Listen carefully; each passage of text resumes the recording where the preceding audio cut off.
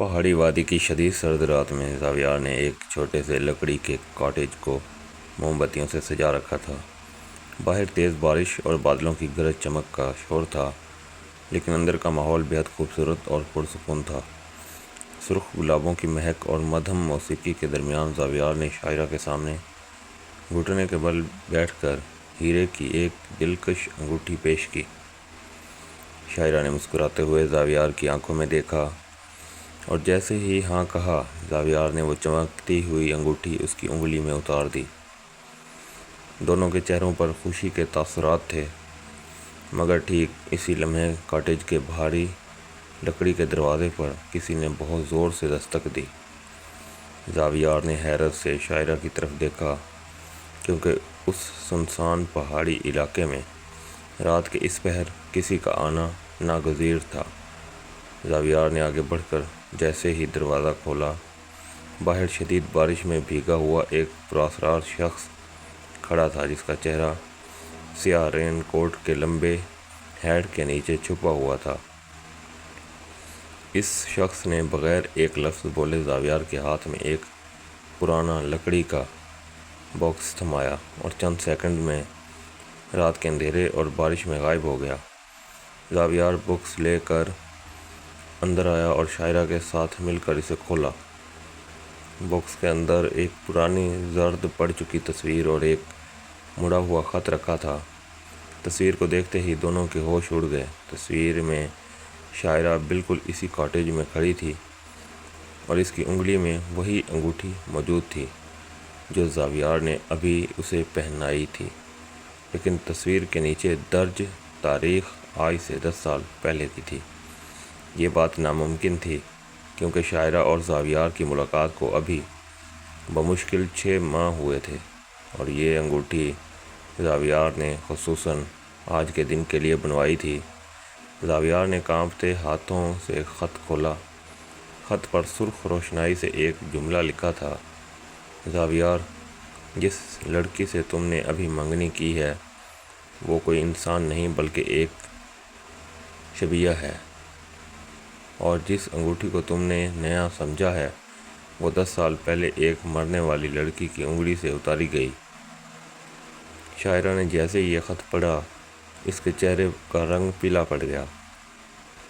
اس نے گھبرا کر زاویار کا ہاتھ تھاما اور لرزتی ہوئی آواز میں بولی: زاویار، اس خط پر بالکل یقین مت کرنا، یہ کوئی ہمارے خلاف سازش کر رہا ہے۔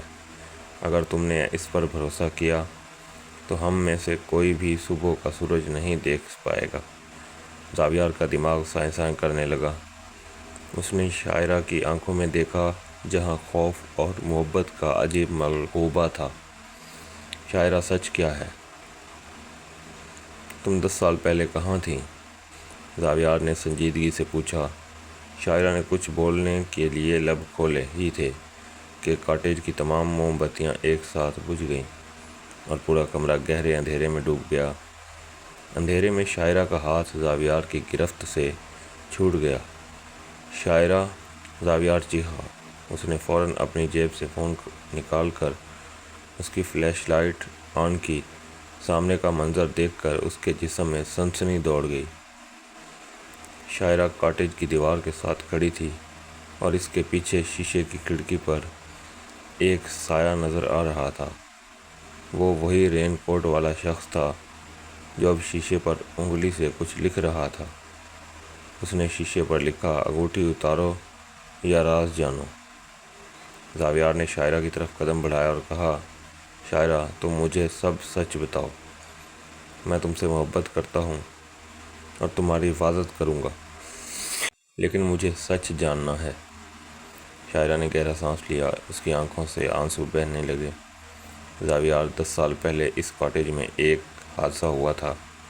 میں اس وقت بہت چھوٹی تھی، لیکن میری جڑواں بہن آئرہ اپنی منگنی کی رات اسی کاٹیج سے پراسرار طور پر غائب ہو گئی تھی۔ وہ انگوٹھی جو تم نے آج مجھے پہنائی، وہ میری ماں کی خاندانی انگوٹھی تھی جو آئرہ کے پاس تھی۔ زاویار حیرت سے سنتا رہا۔ شاعرہ نے بات جاری رکھی: آئرہ کے غائب ہونے کے بعد وہ انگوٹھی بھی کبھی نہیں ملی، میں نے تمہیں کبھی نہیں بتایا کیونکہ میں اس تلخ ماضی کو بھولنا چاہتی تھی، لیکن آج تم جب یہ انگوٹھی لائے تو میں خود حیران رہ گئی کہ یہ تمہارے پاس کہاں سے آئی۔ زاویار کا دل دھک سے رہ گیا۔ یہ انگوٹھی مجھے ایک اینٹیک شاپ قدیم سامان کی دکان سے ملی تھی۔ اس کا مطلب جو باہر کھڑا ہے وہ آئرہ کے غائب ہونے کے راز کو جانتا ہے۔ اسی وقت کاٹیج کا دروازہ زور سے کھلا اور ہوا کے تیز جھونکے کے ساتھ وہی شخص اندر داخل ہوا۔ اس نے اپنے چہرے سے ہیٹ ہٹایا۔ سامنے ایک بوڑھا شخص کھڑا تھا جس کے چہرے پر گہرے زخم کے نشان تھے۔ میں کوئی دشمن نہیں ہوں، بوڑھے نے کانپتی ہوئی آواز میں کہا۔ میں اس وادی کا پرانا چوکیدار ہوں۔ 10 سال پہلے آئرہ کو کسی اور نے نہیں بلکہ اس کے اپنے ہی منگیتر نے اس انگوٹھی کے لالچ میں اغوا کیا تھا۔ آئرہ نے اپنی جان بچانے کے لیے وہ انگوٹھی جنگل میں چھپا دی تھی اور میں نے اس کی آخری سانسوں کے وقت اس کی حفاظت کا وعدہ کیا تھا۔ بوڑھے نے شاعرہ کی طرف دیکھا۔ آج جب میں نے تمہیں اس کاٹیج میں اس انگوٹھی کے ساتھ دیکھا تو مجھے لگا کہ شاید ماضی کا وہ مجرم واپس آ گیا ہے۔ اسی لیے میں یہ امتحان لے رہا تھا تاکہ دیکھ سکوں کہ کیا زاویار واقعی شاعرہ سے مخلص ہے یا وہ بھی اسی شومئی میں قسمت کا حصہ ہے۔ شاعرہ اور زاویار نے ایک دوسرے کی طرف دیکھا۔ شاعرہ کے دل سے خوف کا بوجھ ہٹ چکا تھا اور زاویار کا سسپنس اور شک ہمیشہ کے لیے ختم ہو گیا۔ زاویار نے شاعرہ کا ہاتھ اپنے ہاتھ میں لیا اور بوڑھے سے کہا، میں آئرہ کے ساتھ ہوئے ناانصافی کا راز کاشف کروں گا، لیکن شاعرہ کے ساتھ اپنی نئی زندگی کا آغاز سچائی اور محبت پر کروں گا۔ باہر بارش تھم چکی تھی اور بادلوں کے پیچھے سے چاند کی روشنی کاٹیج پر پڑ رہی تھی، جو ایک نئے اور روشن مستقبل کی علامت تھی۔